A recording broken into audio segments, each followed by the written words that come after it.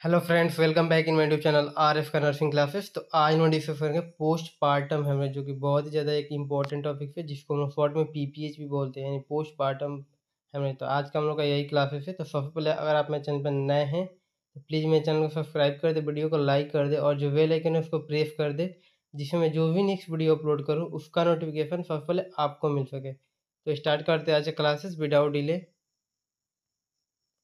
सबसे पहले इसका डिफिनीशन डिस्कस करेंगे, जो पीपीएच होता क्या है। तो इसमें दे रहा है PPH is an important cause of maternal mortality accounting for nearly 1/4 of all maternal death world wide. यानी इसमें यही बोल रहा है जो पीपीएच होता है वो एक इम्पॉर्टेंट कॉज है मैटरनल मोर्टेलिटी का। मैटरनल मोर्टेलिटी मीन्स की जो मैटरनल डेथ होता है after the baby birth due to severe bleeding in PPH, यानी कि पीपीएच में बहुत ज़्यादा ब्लीडिंग होने के कारण जो मैटरनल डेथ होता है उसमें बहुत ज़्यादा इम्पोर्टेंट रोल प्ले करता है पीपीएच। और इसमें दे रहा है एक और कितना होता है, तो accounting for nearly 1/4 of all maternal death world wide, यानी कि वर्ल्ड वाइड में 1/4 ऑफ मैटरनल डेथ होता है ड्यू टू पीपीएच। नेक्स्ट दे रहा है postpartum haemorrhage is defined as blood loss of more than 500 ml flowing vaginal delivery और more than 1000 ml flowing caesarean delivery. A loss of amount within 24 hours of delivery is termed at postpartum hemorrhage। यानी कि इसमें यही बोला है जो postpartum haemorrhage होता है उसको हम लोग डिफाइन करते हैं, यानी कि जो ब्लड लॉस होता है उसके आधार पर, क्योंकि ब्लड लॉस मोर देन 500 ml इन फ्लोइंग वेजाइनल डिलीवरी, यानी कि 500 ml vaginal normal vaginal delivery में लॉस होगा 500 ml से ज़्यादा, और जो सिजेरियन डिलीवरी होगा उसमें 1000 ml से ज़्यादा ब्लड लॉस होता है। और इस कितने आवर्स में होता है, ये 24 आवर्स के अंदर अंदर ये ब्लड लॉस होता है। इसी को बोलते हैं हम लोग पोस्टपार्टम हेमरेज। यानी कि ओवरऑल इसमें डिफिनीशन में यही बोल रहा है कि जो नॉर्मल वेजाइनल डिलीवरी होता है उसमें 500 ml से ज़्यादा ब्लड लॉस होता है, और जो सिजेरियन डिलीवरी होता है उसमें 1000 ml से ज़्यादा ब्लड लॉस होता है। तो इसी को हम लोग, और ये ब्लड लॉस होता है 24 आवर्स ऑफ डिलीवरी, यानी कि with in 24 hours of delivery, यानी कि 24 घंटे के अंदर अंदर इतना ब्लीडिंग होता है। इसी टर्म को बोलते हैं हम लोग postpartum haemorrhage. Classification of PPH, यानी कि इसको किस बेसिस पे क्लासिफाइड किया गया है। तो इसमें primary PPH and secondary PPH. Primary PPH क्या होता है, bleeding more than normal 500 ml in vaginal delivery with in 24 hours of delivery, यानी कि इसमें बोल रहा है प्राइमरी पीपीएच में जो ब्लीडिंग लॉस होता है वो 500 ml से ज़्यादा होता है, और ये 24 आवर्स के अंदर अंदर, डिलीवरी के 24 आवर्स के अंदर 500 ml से ज़्यादा ब्लीडिंग लॉस होता है, तो उसको बोलते हैं primary PPH. And secondary PPH में क्या हो रहा है, bleeding more than normal 500 ml in vaginal delivery from 24 hours for delivery to 6 week। यानी कि इसमें बोल रहा है कि इसमें भी 500 ml से ज़्यादा ब्लीडिंग लॉस होता है, लेकिन 24 घंटे से लेकर डिलीवरी से 6 वीक तक के अंदर अंदर इतना ब्लीडिंग होता है, तो उसी को बोलते हैं हम लोग secondary PPH.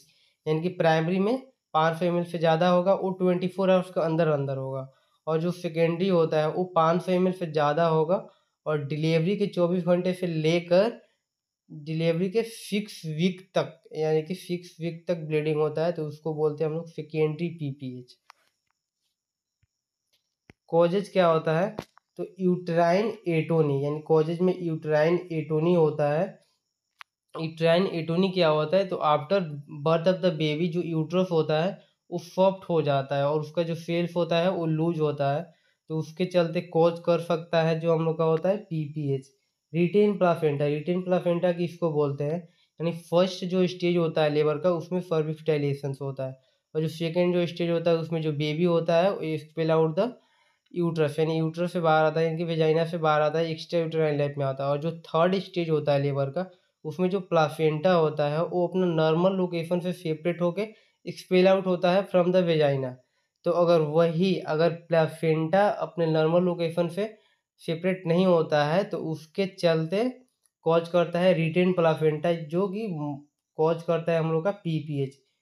Retained placenta cause करता है, रिटेन प्लासेंटा किसको बोलते हैं, यानी कि जो थर्ड स्टेज में जो सेपरेशन होता है प्लासेंटा का वो फेलियर हो जाता है, तो उसके चलते कॉज करता है हम लोग का रिटेन प्लासेंटा, तो उसके चलते होता है पीपीएच। नेक्स्ट हम लोग का failure of progress during second stage of labour, यानी जो सेकेंड स्टेज ऑफ लेबर होता है जिसमें कि बेबी का बर्थ होता है यानी कि एक्सपेल आउट होता है, तो अगर वो फेलियर हो जाता है स्टेज तो उसके चलते भी कॉज कर सकता है पीपीएच। प्लासेंटा एक्रेटा, यानी कि जो प्लासेंटा होता है वो अगर मायोमेट्रियम में इन्वेड कर जाता है यानी कि इंटर कर जाता है तो उसके चलते भी कॉज कर सकता है पीपीएच।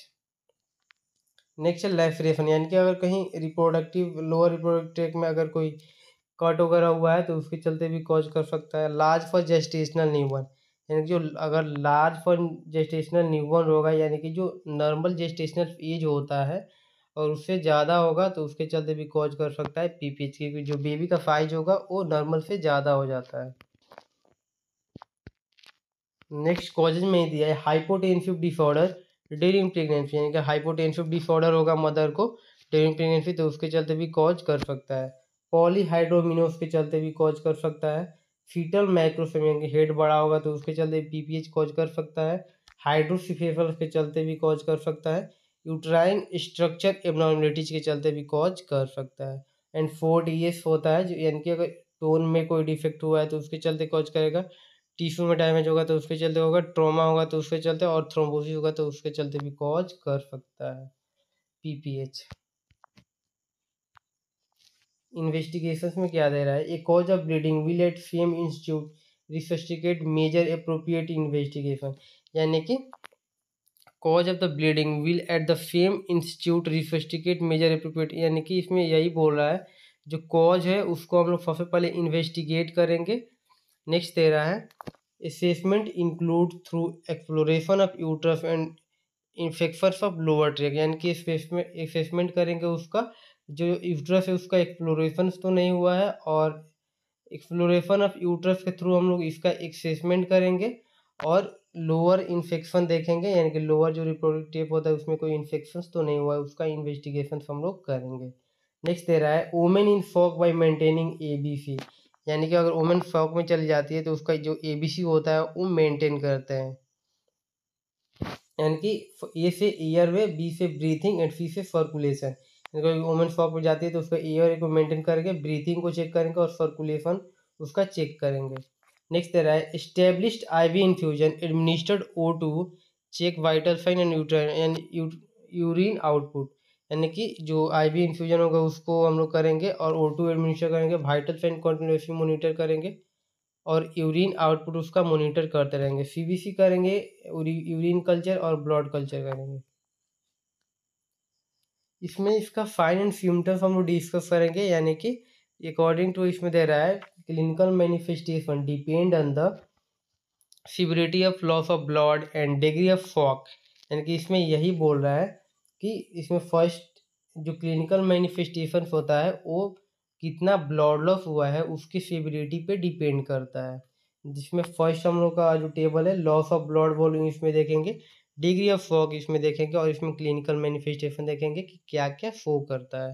तो लॉस ऑफ ब्लड वॉल्यूम में अगर 500 से 1000 ml लॉस होता है यानी कि 10 से 15% लॉस होता है तो उसमें होगा कॉम्पोनसेट। कॉम्पोनसेट में कॉम्पोसेट मीन्स होता है डिक्रीज टिश्यू परफ्यूजन, यानी टिश्यू परफ्यूजन मीन्स क्या होता है कि जो टिश्यू के पास जो न्यूट्रिएंट्स और O2 जाता है उसका जो ट्रांसपोर्टेशन होता है वो डिक्रीज कर जाता है, उसी को हम लोग बोलते हैं टिश्यू परफ्यूजन। तो कॉम्पोनसेट वाले फॉक वाले स्टेज में यही होता है टिश्यू परफ्यूजन, यानी कि टिश्यू के पास O2 और जो न्यूट्रिएंट्स होगा वो पहुंच नहीं पाएगा, जिसमें क्लिनिकल मैनिफेस्टेशन क्या होगा, पैल्पिटेशन शो करेगा, टाइजनी शो करेगा और टेकिकार्डिया शो करेगा। सेकेंड है हम लोग का 1000 से 1500 ml लॉस होता है, यानी कि 15 से 25% लॉस होता है, यानी कि माइल्ड होता है, यानी डिग्री ऑफ शॉक क्या होता है माइल्ड होता है। वीकनेस शो करेगा, इसमें ट्रेकिकार्डिया होगा और स्वेटिंग होगा। 1500 से 2000 ml यानी 25 से 35% जो कि मॉडरेट कंडीशन होता है शॉक का, इसमें रेस्टलेसनेस होता है और एक मैं मेंशन करना इसमें भूल गया हूँ ओलिगो यूरिया होता है। ओलिगो यूरिया में क्या होता है जो नॉर्मल यूरिन आउटपुट होता है वो डिक्रीज कर जाता है, यानी कि 400 ml से पर डे, यानी कि 400 ml से कम यूरिन आउटपुट करेगा वो पर्सन। नेक्स्ट दे रहा है 2000 से 3000 ml लॉस होता है, यानी कि 35 से 50% लॉस होता है तो सीवियर कंडीशन होता है जिसमें कि ईयर जो होता है वो क्लेप्स कर जाता है। इसका मैनेजमेंट ओनली ड्रग मेंशन है, ज़्यादा इसको डिस्क्राइब नहीं करूँगा मैं। फर्स्ट लाइन ऑफ थेरेपी में क्या होगा, यूट्रोटोनिक एजेंट देते हैं जिसमें ऑक्सीटोसिन देंगे, ऑर्गोट एल्कलोइन जिसमें कि ऑर्गोमेंटिन, मिथाइल ऑर्गोवेनाइन और प्रोस्टेग्लिन देते हैं जिसमें डिनोप्रोस्टोन और मिसोप्रोस्टोल होता है। सेकेंड लाइन थेरेपी में क्या देते हैं, सर्जिकल इंटरवेंशन करते हैं जिसमें कि आर्टरी लिगेशन करते हैं, रेडियोलॉजिकल इम्बोलेशन करते हैं और हीमोस्टेटिक ड्रग जैसे कि टेनेक्सामेथिक एक फीड देते हैं। ये था हम लोग का management of PPH. Then thank you and I hope जो आज का क्लासेस था वो आप सबको समझ में आया होगा। तो अगर मेरा वीडियो अच्छा लगा हो तो प्लीज़ मेरे चैनल को सब्सक्राइब कर दे, वीडियो को लाइक कर दे और जो बेल आइकन है उसको प्रेस कर दे जिससे मैं जो भी नेक्स्ट वीडियो अपलोड करूँ उसका नोटिफिकेशन सबसे पहले आपको मिल सके। और आपको अगर इस क्लास से रिलेटेड कोई भी डाउट हो तो आप कमेंट बॉक्स में पूछ सकते हैं, वहाँ मैं रिप्लाई करूँगा। और आपको अगर किसी भी टॉपिक पे वीडियो चाहिए तो आप कमेंट बॉक्स में कमेंट करिए, आई विल ट्राई कि उस पर मैं वीडियो अपलोड करूँ। Then thank you for watching my video.